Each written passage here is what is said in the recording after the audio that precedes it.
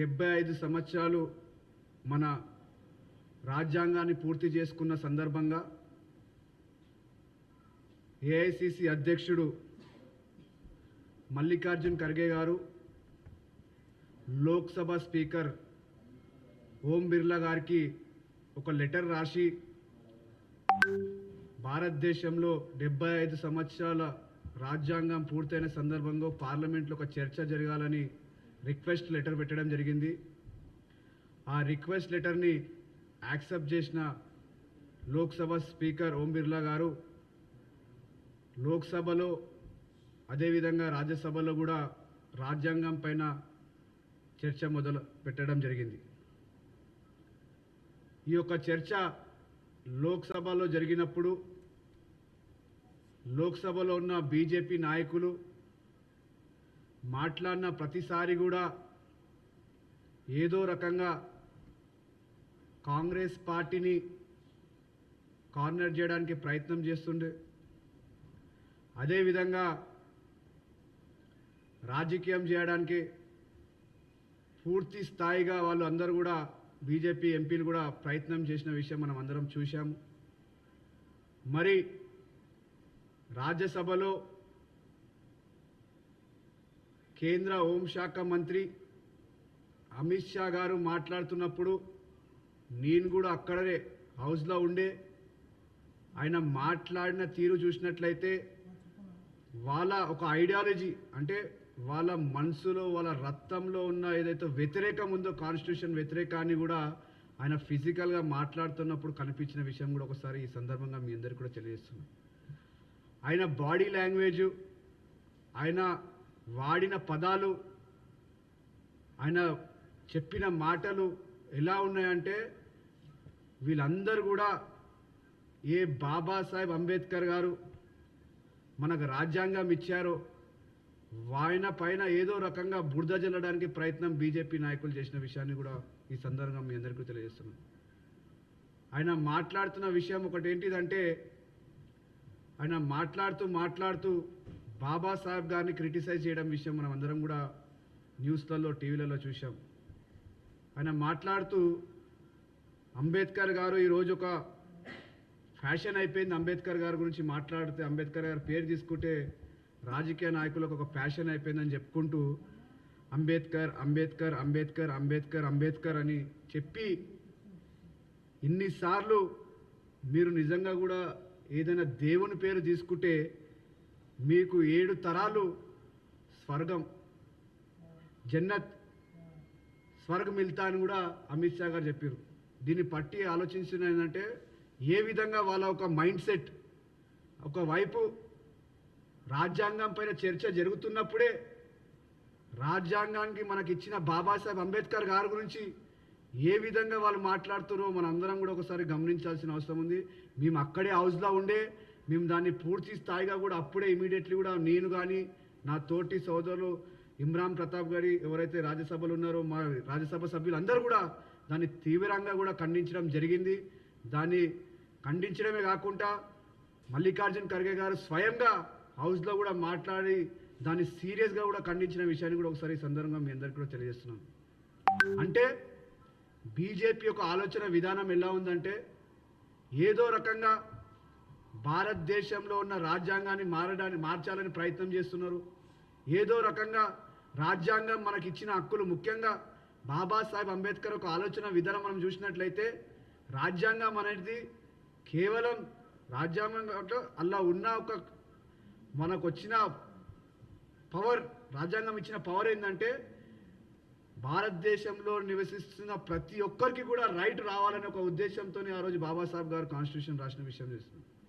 ఈరోజు ప్రపంచంలోనే అందట్లో పెద్ద రాజ్యాంగం మన రాజ్యాంగం. అలాంటి రాజ్యాంగాన్ని క్రిటిసైజ్ చేయడానికి బీజేపీ నాయకులు ఏ విధంగా సిద్ధంగా ఉన్నారో ఒకసారి మనం అందరం కూడా ఆలోచించాల్సిన అవసరం ఉంది. అంతేకాకుండా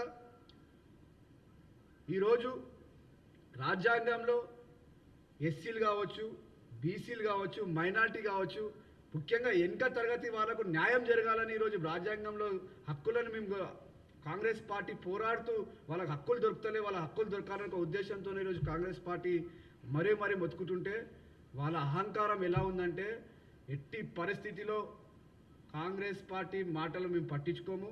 మేము చెప్పిందే రాజ్యాంగం, మేము రాసిందే రాజ్యాంగం, మేము ఏదైతే చెప్తున్నామో అదే డిక్టేటర్షిప్. ఢిల్లీలో ఎలా డిక్టేట్ చేస్తున్నారంటే నిజంగా కూడా చాలా సిగ్గుచేటు. ఎందుకంటే ఒక కేంద్ర హోంమంత్రి ఇలాంటి వ్యాఖ్యలు చేసిందంటే నిజంగా కూడా వాళ్ళ ఒక ఐడియాలజీ రిఫ్లెక్ట్ అవుతున్న విషయాన్ని కూడా ఒకసారి సందర్భంగా మీ అందరికి తెలియజేస్తున్నాను. అమిత్ షా వెంటనే భారతదేశ ప్రజలకు, ముఖ్యంగా మా ఎస్సీ ఎస్టీ బీసీ సోదరులకు బహిరంగంగా క్షమాపణ చెప్పాలి. క్షమాపణతో పాటు ఆయన ఒక కేంద్ర హోంమంత్రిగా కొనసాగడానికి వీల్లేదనే విషయాన్ని కూడా చెప్తూ వెంటనే అమిత్ షా కూడా రిజైన్ చేయాలని కూడా ఈ సందర్భంగా డిమాండ్ చేస్తున్నాము. అంతేకాకుండా నెక్స్ట్ డే జరిగిన సంఘటన కూడా మీ అందరికీ తెలవాల్సిన అవసరం ఉంది. కాంగ్రెస్ పార్టీ పార్లమెంట్లో ప్రతిరోజు కూడా మేము ప్రొటెస్ట్ చేస్తున్నాం, శాంతియుత వాతావరణంగా ప్రొటెస్ట్ చేస్తున్నాం. మరి ఇంత పెద్ద అవమానం బాబాసాహెబ్ అంబేద్కర్కి జరిగిన విషయం తెలుసుకున్న అందరు కాంగ్రెస్ నాయకులు అందరూ కూడా పార్లమెంట్లో ప్రొటెస్ట్ చేస్తుంటే అందరు చూసిరు విజువల్స్. బీజేపీ నాయకులు ఏ విధంగా పార్లమెంటు సిడిలపైన నిల్చొని ఏ విధంగా మా నాయకుడు, మా కాంగ్రెస్ పార్టీ రాహుల్ గాంధీ గారు కావచ్చు, ప్రియాంక గాంధీ గారు కావచ్చు, మల్లికార్జున్ ఖర్గే గారు కావచ్చు, ఏ విధంగా వాళ్ళని అడ్డుకోవడానికి ప్రయత్నం చేసిరో మనం అందరూ కూడా చూసిరు.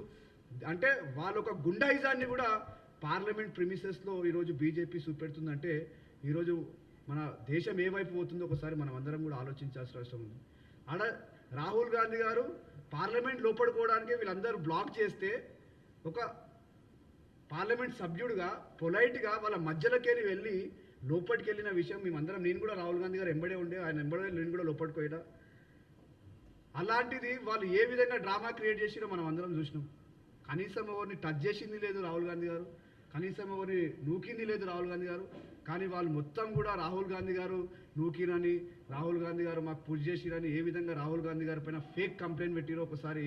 అంటే 75 years ఆఫ్ కాన్స్టిట్యూషన్ మనం సెలబ్రేట్ చేస్తుంటే ఒక తోటి ఎంపీని ఏ విధంగా టార్గెట్, ఇదా కాన్స్టిట్యూషన్లో మనకు ఇచ్చిన రైట్స్ ఇవి? ఆ కాన్స్టిట్యూషన్ మనకు ఇస్తున్న మనకు రైట్స్ కావచ్చు, కాన్స్టిట్యూషన్ మనకు ఇస్తున్న స్వేచ్ఛ ఇదా? ఒక స్వేచ్ఛగా ఒక పార్లమెంట్లోకి ఒక ఎంపీ వెళ్ళలేడంటే వీళ్ళు ఏ విధంగా డిక్టేటర్షిప్ చేస్తారో ఒకసారి ప్రజలందరూ కూడా గమనించాల్సిన అవసరం ఉందనే విషయాన్ని కూడా ఈ సందర్భంగా తెలియజేస్తున్నాం. మరో ఇంపార్టెంట్ విషయం ఏంటిదంటే ఈరోజు కాస్ట్ సెన్సస్ చేయమని కూడా మరో కాంగ్రెస్ పార్టీ మొత్తుకుంటుంటే ఈరోజు బీజేపీ కనీసం దాన్ని పట్టించుకునే పరిస్థితులు లేదు. ఈరోజు కాస్ట్ సెన్సస్ ఎందుకు చేయమంటున్నాం మేము?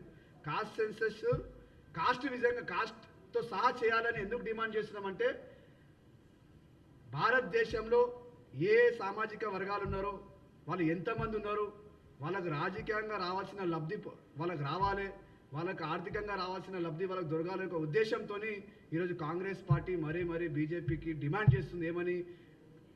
భారతదేశంలో కాస్ట్ సెన్సస్ కావాలి, దాంతోపాటు కాస్ట్ని కూడా దాంట్లో ఇంక్లూడ్ చేసి ఏ కాస్ట్ ఎంత జనాభా ఉందో కూడా భారతదేశంలో అందరికీ తెలవాలనే విషయాన్ని కూడా ఈరోజు ప్రభుత్వాన్ని కూడా మేము డిమాండ్ చేయడం జరుగుతుంది.